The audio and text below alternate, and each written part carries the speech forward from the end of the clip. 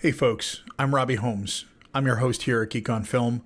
I'm going to be running us through the 28th Academy Awards, 2026's Oscars. I'm going to go through all the categories. I'm going to mention the nominees, what I thought should have won, what the Academy chose, and then some wouldas, shouldas, or couldas that could have come in that category.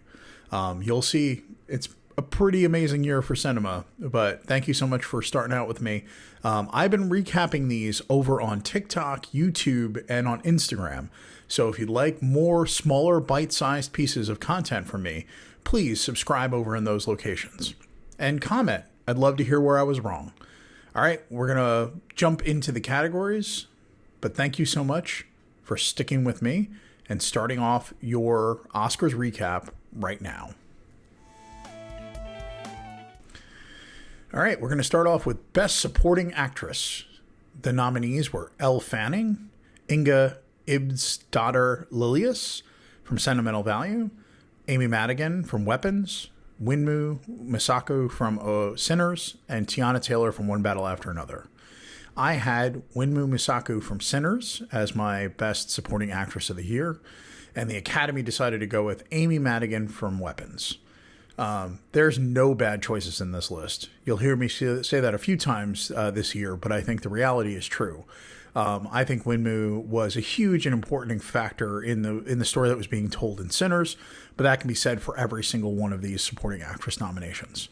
A few coulda, shouldas, and wouldas I would mention is Odessa Zion from Marty Supreme, Naomi Ackie from Sorry Baby, Glenn Close from Wake Up Dead Man, Rebecca Ferguson from House of Dynamite, and SZA from One of Them Days. All great performances. Next up is Best Animated Feature Film. The nominees were Arco, Elio, K-Pop Demon Hunters, Little Amelie or the Character of Rain, and Zootopia 2. I had K-Pop Demon Hunters, and so did the Academy. I think this movie was a bulldozer when it came to pop culture this year. I think the music was amazing. I think the story is pretty great. And I think overall, it was the right choice. Zootopia made over $1 billion, and it's a franchise that really didn't land for me. It's not something I go back to. So I found myself watching K-Pop Demon Hunters like 4 times this year. A woulda, coulda, shoulda I would nominate this year would have been Predator, Killer of Killers, Jan Trachtenberg's animated film set in the Predator universe. It was pretty great. Next up, Best Animated Short Film. The nominees were Butterfly, Forever Green, The Girl Who Cried Pearls, Retirement Plan, and The Three Sisters. I had Retirement Plan as my choice. This is a movie that really moved me. I think it was a really great story of like what it is to think about and to daydream about what you're going to do when you retire. The Academy decided to go with The Girl Who Cried Pearls. This is a beautiful movie. I didn't think that the story resonated with me as much, but these were all pretty good. I think when it comes down to it, Three Sisters, I found to be very beautiful and sort of a very old school style nomination. Butterfly in its painterly style was pretty great. Woulda, coulda, shoulda for this category is Eru. It is a cartoon saloon animated film that I think was really great, and I was surprised it did not get nominated. Next up is Best Costume Design. Avatar, Fire and Ash, Frankenstein, Hamnet, Marty Supreme, and Sinners. I had Sinners as my choice. I think the costumes in that movie are really amazing. They're so perfect. I think the costumes are actually part of telling the story. If you go back and listen to the way they describe Smoke and Stack, each one of their outfits has to do with their personality. I think you can't ask for more. I think it was pretty great. Best costumes went to Frankenstein. A couple of woulda, coulda, shouldas for me in this category are Hedda. I think the gowns and the clothing in that movie are really telling the story. It's pretty unreal that movie was snubbed as many times as it was. The Phoenician Scheme, the costumes are really great. And Wicked for Good, probably the biggest snub of the year. The fact that this movie wasn't nominated at all, but the fact that it wasn't nominated here makes no sense. So that's it for me for Best Costume Design. Best Makeup and Hairstyling. The nominees were Frankenstein, Kakuo, Sinners, The Smashing Machine, and The Ugly Stepsister. I had this as Sinners. I think there was an amazing amount of makeup and hairstyling that was done in this movie that actually helped tell the story. And the Academy decided to go with Frankenstein. A couple of snubs or wouldas, couldas, shouldas that I think could be here. The Shrouds. First time we're talking about David Cronenberg's movie, The Shrouds. I think it was really moving and powerful, and his movies don't always resonate with me, but this one really did. It's about love and loss. Weapons. Again, best makeup and hairstyling, you'd be surprised, but the reality is I feel like this movie had a lot of subtlety about it. There's an amazing amount of makeup that happens in this movie that helps tell the story. And the last one that wasn't so subtle was 28 Years Later. I think this movie really took advantage of the fact that the makeup was a huge part of what was making the infected feel as grimy as they were or as unique as they were. I think the creation of the Alpha and the Worm Eaters and all the other pieces were so well done, and a lot of that was makeup and hairstyling. Best casting. First time ever. What an exciting year that we actually got a new category at the Academy Awards. So the nominees were Nina Gold from Hamnet, Jennifer Vendetti from Marty Supreme, Cassandra Koulakundis from One Battle After Another, Gabriel Dominguez from The Secret Agent, and Francine Maisler from Sinners. I had Jennifer Vendetti from Marty Supreme. I feel like that movie... I'm a sucker for a period New York City film anyway, and I think that movie, the casting was so unbelievable. Everybody felt like they really belonged in New York in that time period. And in the end, they went with Cassandra Koulda for One Battle After Another. We're still trying to figure out, I think, what the best casting Oscar is going to lean towards over time. So this was exciting to see where they started. A really good award because we, in this movie, cast an amazing amount of people, but also found us a brand new starlet. So a couple of movies that could have or should have been nominated here. I have no other choice. I think the movie's beautiful, but I think the casting is unbelievable. Weapons, I think the casting of the children, plus the casting of all the individual interlocking stories. And then Blue Moon. I think it's a small story with only about 5 or 6 real speaking roles, but the movie's cast beautifully. That's it for me. Best casting. Best live action short film. The nominees were Butcher's Stain, Jane Austen's period drama, A Friend of Dorothy, The Singers, and Two People Exchanging Saliva. Now, I had Two People Exchanging Saliva, and the Academy decided to create something that was super unique. Only 6 times in Academy history, there was a tie between Two People Exchanging Saliva and The Singers.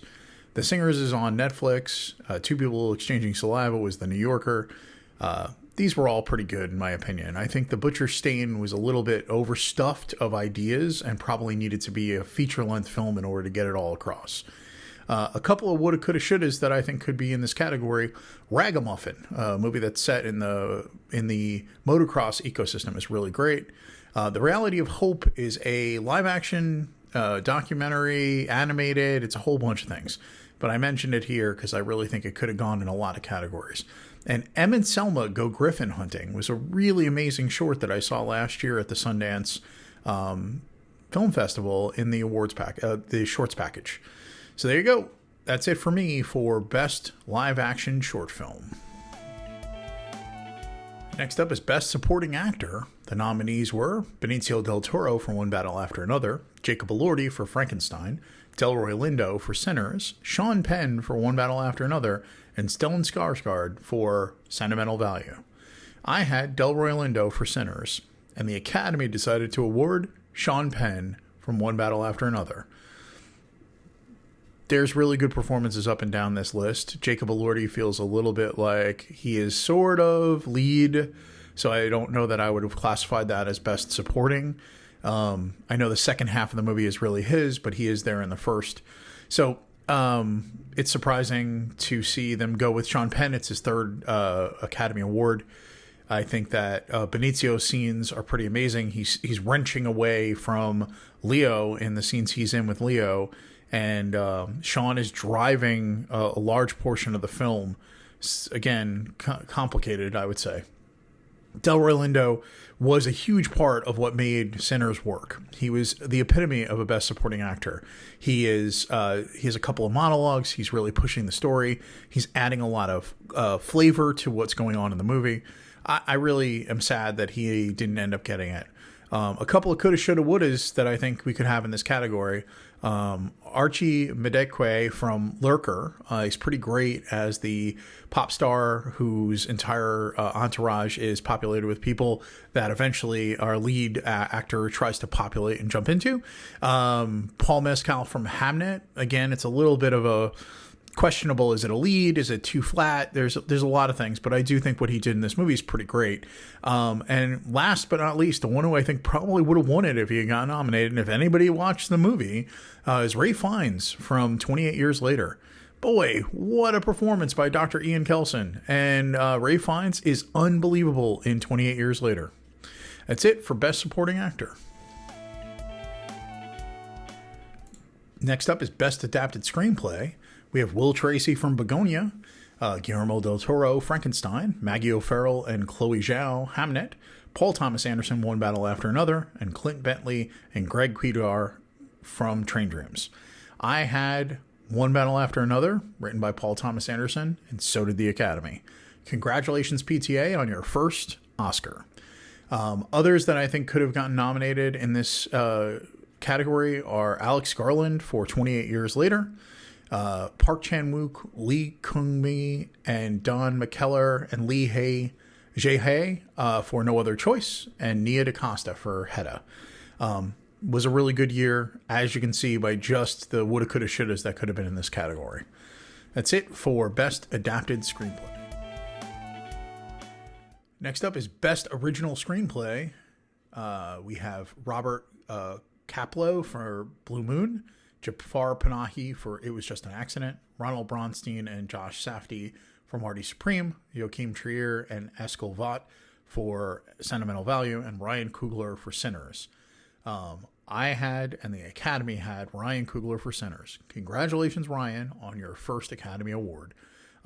It was a really amazing year, as you can see by just what was in the nominees list. We haven't even gotten to my coulda, woulda, shouldas. I really think that what Ronald and Josh created for Marty Supreme was pretty great. I think the script for Blue Moon is really unbelievable. It Was Just an Accident is a film that is filled with empathy and dark comedy. And Sentimental Value was so emotionally moving. Again, great across the board. My woulda, coulda, shouldas here are Sorry Baby from Eva Victor. I think that you will hear that name a few more times. Boy, they created an amazing movie, but they wrote an amazing script. J. Duplass and Mark Strassner for The Baltimoreans. I think that movie was really fun, and I think it was a lot smarter than it seemed like it was on the surface. And last but not least is Ari Aster for Eddington. This is a movie that I think we will go back and reevaluate a lot in the future. A lot of the discourse was it's too soon to do a movie about the pandemic. I think it is a sharp and dark and comedic take on what humanity is. And I think it is a much better movie than it got credit for. I hope we can revisit it without the discourse in the future. Best Production Design. The nominees were Frankenstein, Hamnet, Marty Supreme, One Battle After Another, and Sinners. I had Marty Supreme, and the Academy decided to go with Frankenstein. I think every one of these movies has a reason to be in this category, but I think there's a couple of movies I want to mention that I think could have been here or should have been here and maybe belonged here even over what was nominated. No Other Choice.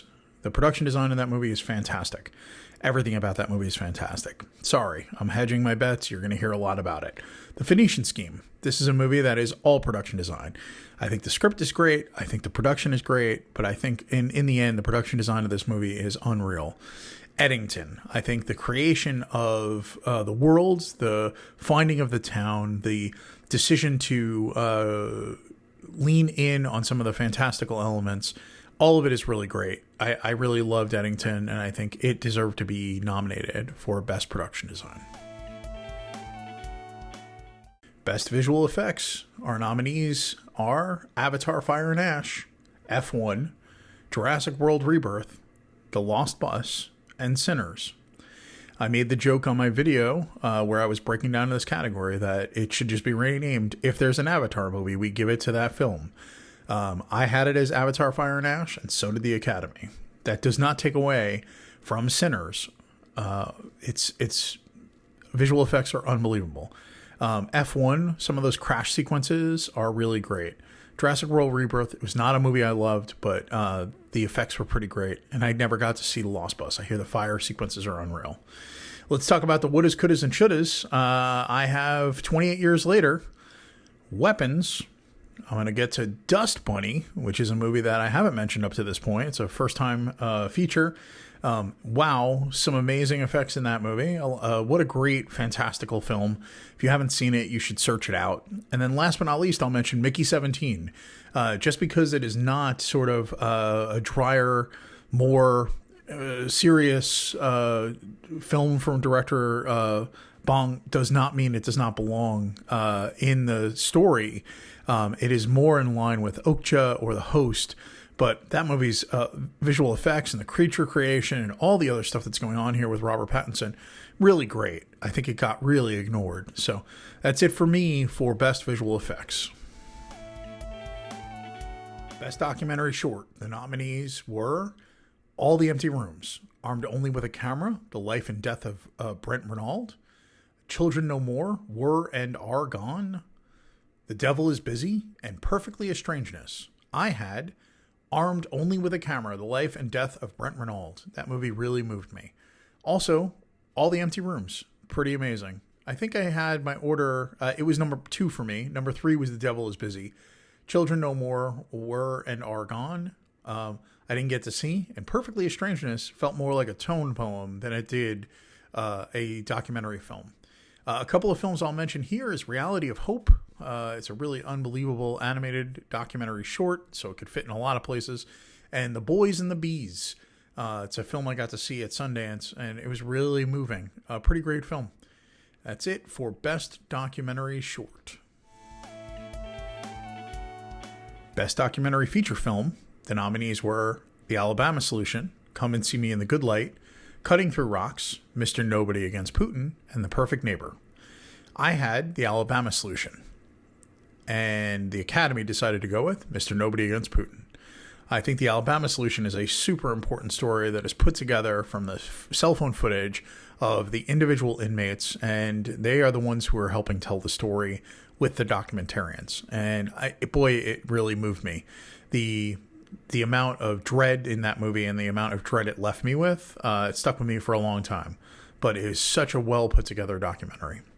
A couple of movies that I'm going to mention that I could have or should have been nominated in this category. We're going to start with Deaf President Now. This was at Sundance last year. It was really an amazing story about the first deaf president of Gallaudet University.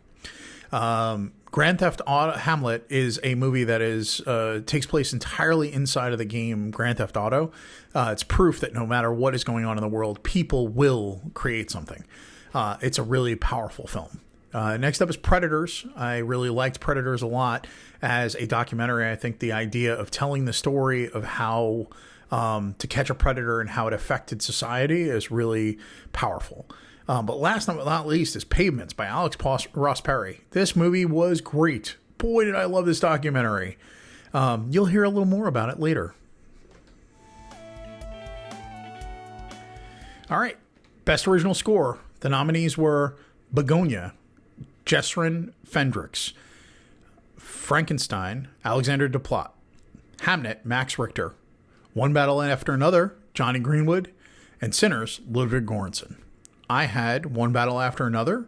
I think that the score is a huge reason that almost 3-hour movie feels like it moves as fast as it does. It's propulsive, it's driving, and it helps support the editing and the pace of the movie. But the Academy decided to go with Sinners, and I am okay with that. Ludwig Göransson has effectively become the next John Williams. He has 3 Oscars in 8 years. A couple of movies I just want to mention. 28 years later, I think that the score is really propulsive and pounding and beautiful and haunting. And No Other Choice is, there's so much precision in that movie, and I think the score really leans in heavily to help anchor that. There you go.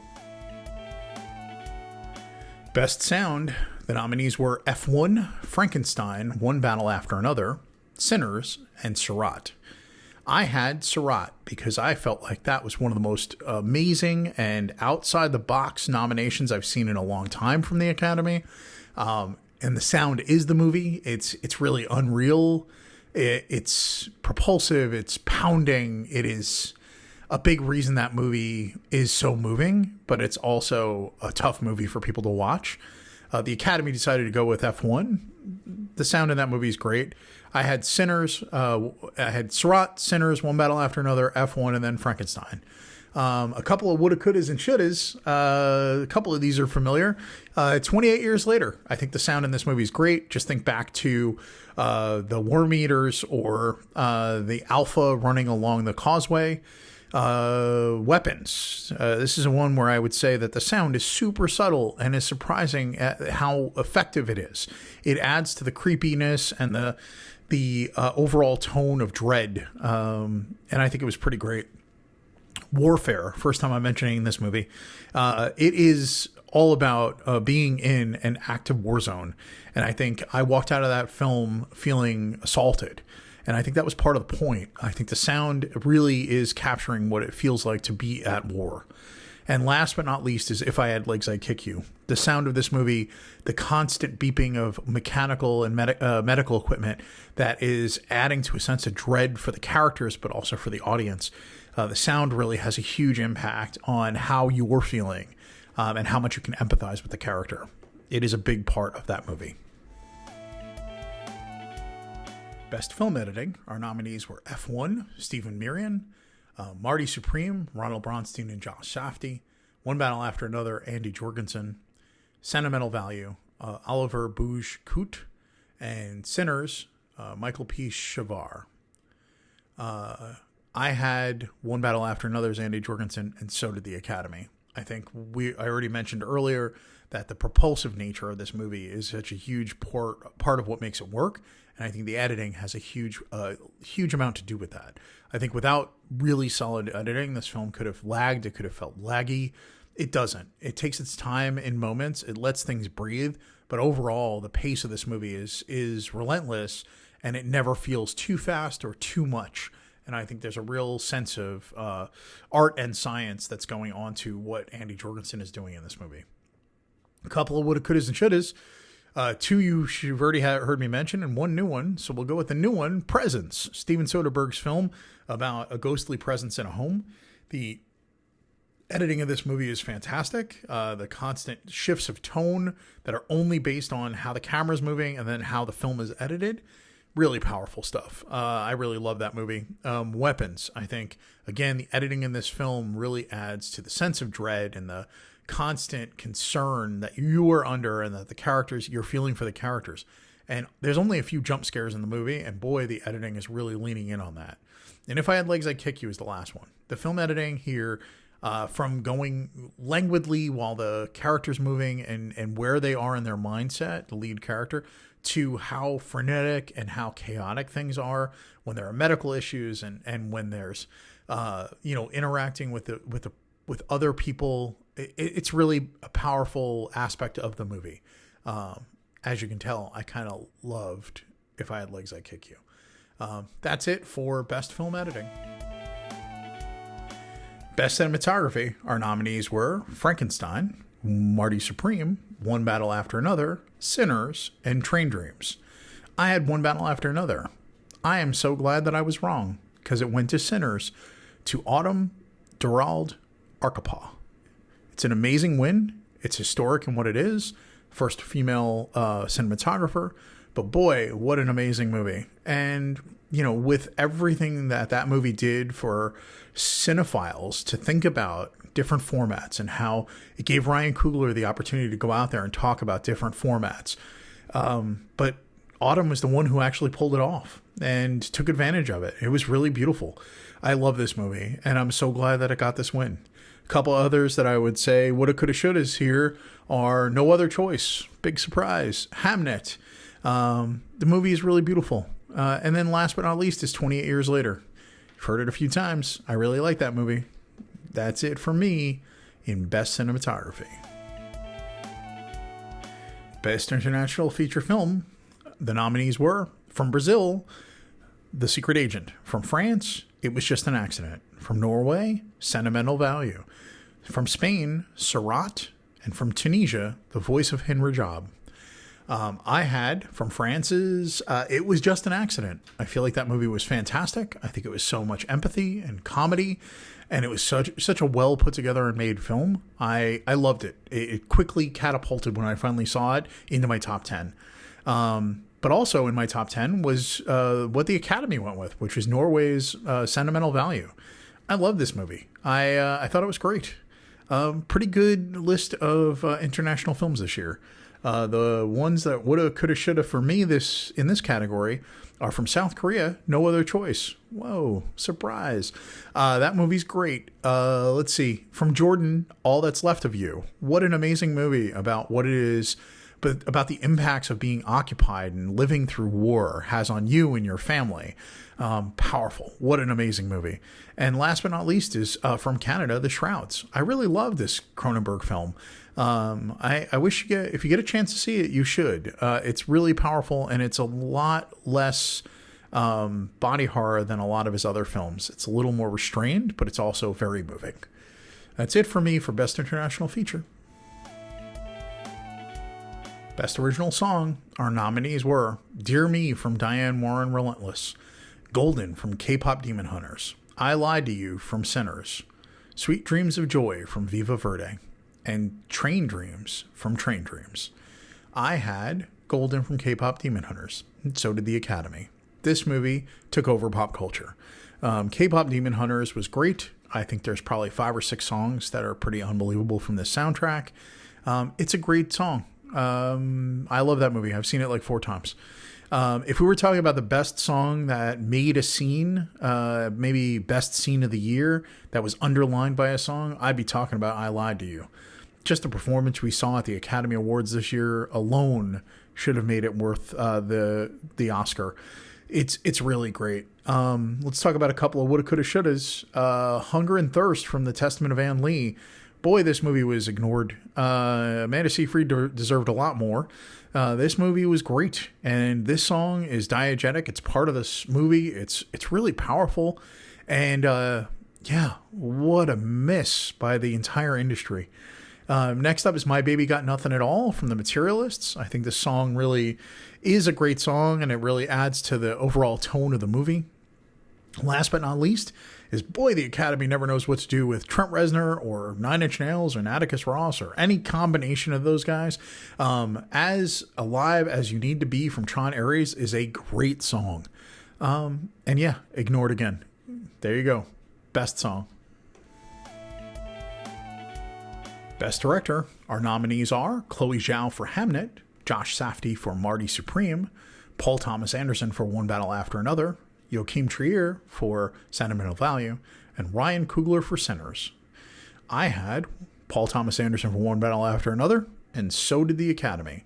I think this movie is amazing. I think his direction is astounding. I think he has been making great films for a very long time. It does not take it all away from Ryan Coogler's Amazing Sinners, which may be the film of the year. We'll talk about that in a minute. Marty Supreme, which I think really leveled up Josh Safdie. Joachim Trier, again, making a movie that moves people and is also nominated for Best International Feature. And Chloe Zhao's Hamnet is pretty great. I just don't think it is as good as the other films that were mentioned. We're going to talk about a couple of woulda, coulda, shouldas. No real surprises here. Let's start with No Other Choice, Park Chan-wook. I think that movie absolutely was one of the best films that was made this year and should have been nominated. Sorry Baby, Eva Victor. What an amazing debut for Eva Victor. Mary Bronstein's If I Had Legs, I'd Kick You. It's such a personal movie, and it could not have been directed by anyone else. Eddington, Ari Aster. This man makes movies that question humanity, question America. They are funny, they are dark, they are provocative, and I love his films. And last but not least is Richard Linklater's Blue Moon. I think he had a great year. Nouvelle Vague and Blue Moon in the same year. I think what he did with this movie and the partnership of him and Ethan Hawke together is pretty great. I really loved it. And that's it for me on Best Director. All right, we're at Best Actor. We're going to go down the list of nominees. Timothée Chalamet, Marty Supreme, Leonardo DiCaprio, One Battle After Another, Ethan Hawke, Blue Moon, Michael B. Jordan, Sinners, Wagner Moura from The Secret Agent. Before I announce any of this, let's just say this may be one of the best actor slates we have ever had. And I would say every single one of them could have won this, and I would have felt okay about it. I had vacillated back and forth. I originally started with Leo is going to be the person to beat, and then Timmy was going to be the person to beat, and then it has come around to Michael B. Jordan for me. So I had finally come to the conclusion that it was Michael B. Jordan, and so did the Academy. After his speech at the Actor Awards, and after revisiting that movie 4 times and really focusing in on what he is doing, he did such an amazing job in this movie, playing 2 characters, but also anchoring and allowing the rest of the movie to unfold around him. What a performance he gives. And we were very lucky to have all of these best actors this year. Timothée Chalamet's Marty Supreme might be one of the most singular characters that's ever been created. And I loved it, but people didn't like it when he was talking about it. Ethan Hawke's in Blue Moon is so powerful as Lorenz Hart. Leonardo DiCaprio playing a character that is sort of not in control, not the lead, not the leader, allowing the world to sort of fall around him. Playing a guy who's not in control is not his normal. And Wagner Moura is one of the most charismatic humans on planet Earth. And he's great in Secret Agent. So all 5, pretty unbelievable. A couple of woulda, couldas, and shouldas for me. Theodore Pellerin from Lurker. God, that movie is powerful, and he is unbelievable as the lead character. Michael Strassner from The Baltimoreans. He was a surprise for me.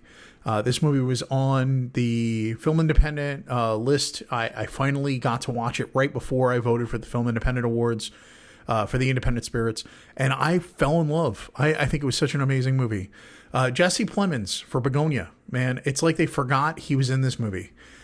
So little conversation about Jesse Plemons, and the work he's doing in this movie is unreal. Last but not least, probably somebody who I think could have won this category if he was nominated. Lee Byung-hun from No Other Choice. What an amazing year he's had, but what an amazing movie. That entire movie hinges on him and allows you to see him playing code switching between a father and a desperate man, and being vulnerable with his wife, and being crazy and kooky, and it's such an amazing movie. And I think that if there was a possibility of him being nominated, I think he might have taken it. What an amazing performance.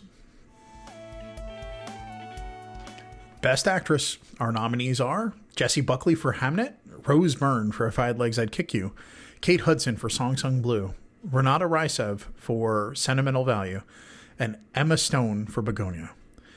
I vacillated. I finally came back around and made a decision, and I was wrong. I chose Rose Byrne for If I Had Legs I'd Kick You. It is the most powerful performance of the year of the nominated films. I think Jessie Buckley is fantastic in Hamnet. I have been saying all year long it's hers.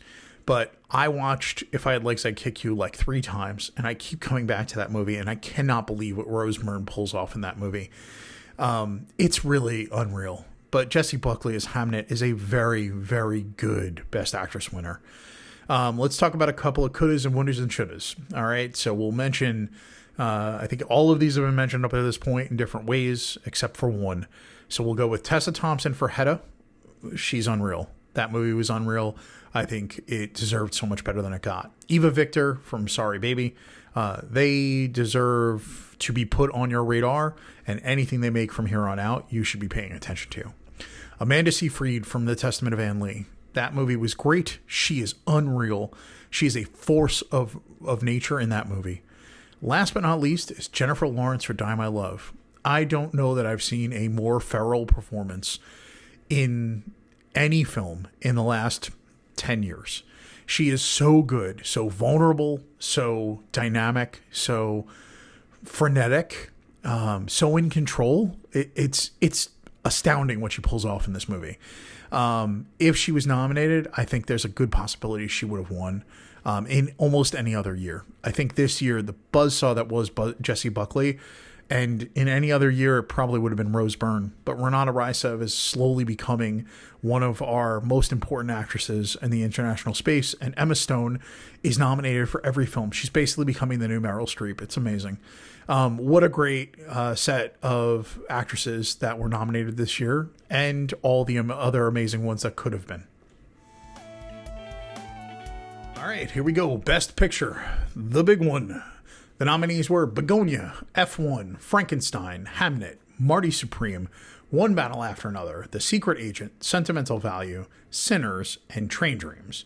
I'm going to put them in the order I think they belonged. So we're going to start with number 10, F1, 9, The Secret Agent, 8, Frankenstein, 7, Train Dreams, 6, Begonia, 5, Hamnet, 4, Sentimental Value, 3, Marty Supreme, 2, One Battle After Another, 1, Sinners. The Academy decided to award One Battle After Another. I think it is a phenomenal choice. If I was voting, I would have voted for Sinners. I think it is going to be the movie that we talk about that will live on forever. I think it is such an important movie. I think that Ryan Coogler is the future, and I think that the film is eminently rewatchable. I think One Battle After Another I've seen 4 times. I own it. I will keep rewatching it. Sinners is a movie that I will keep showing people who haven't seen it.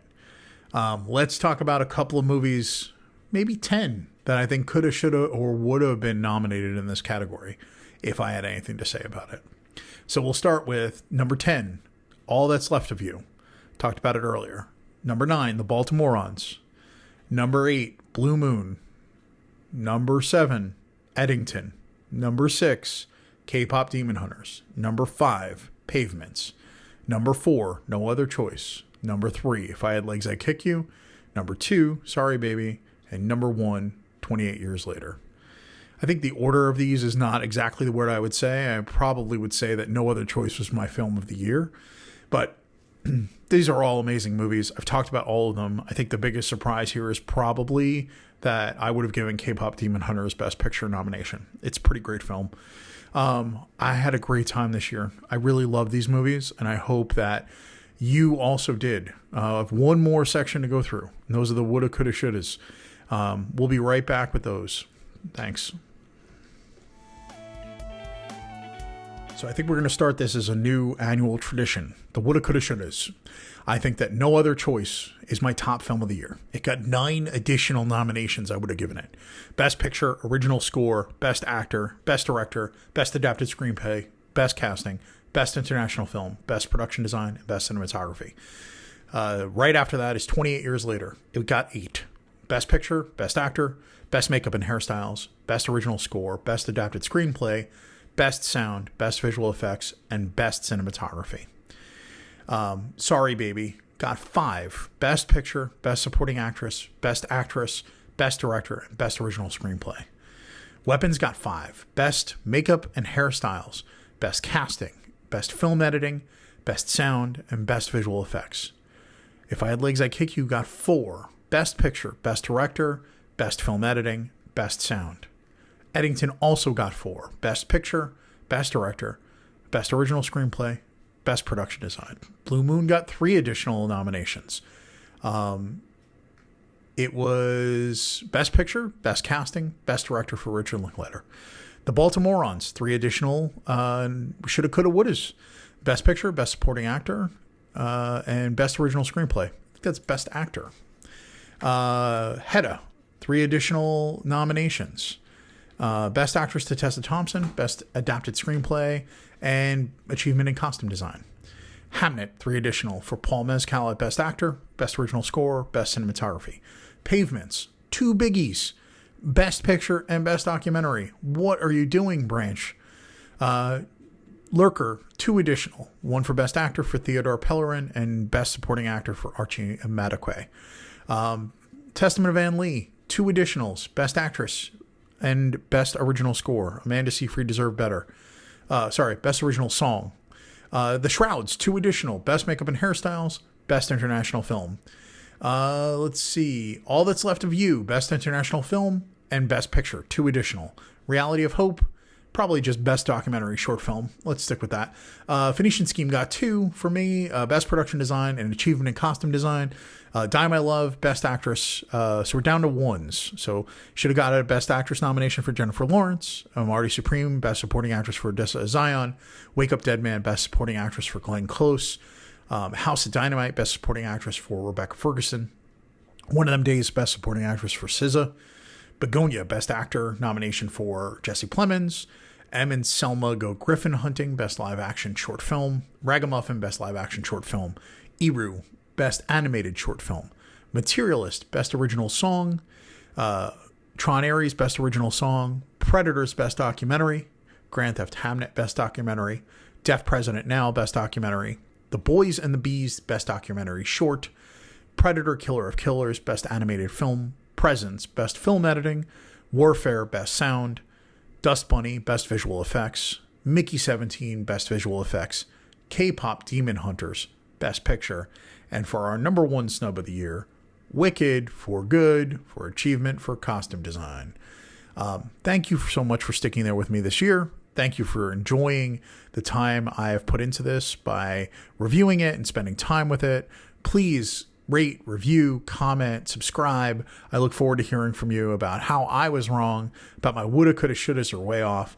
But I look forward to following up with you soon. This has been a great film year, and I am so happy with where the podcast is, and I look forward to how far we go together in 2026. Thank you so much, folks. Have a great day.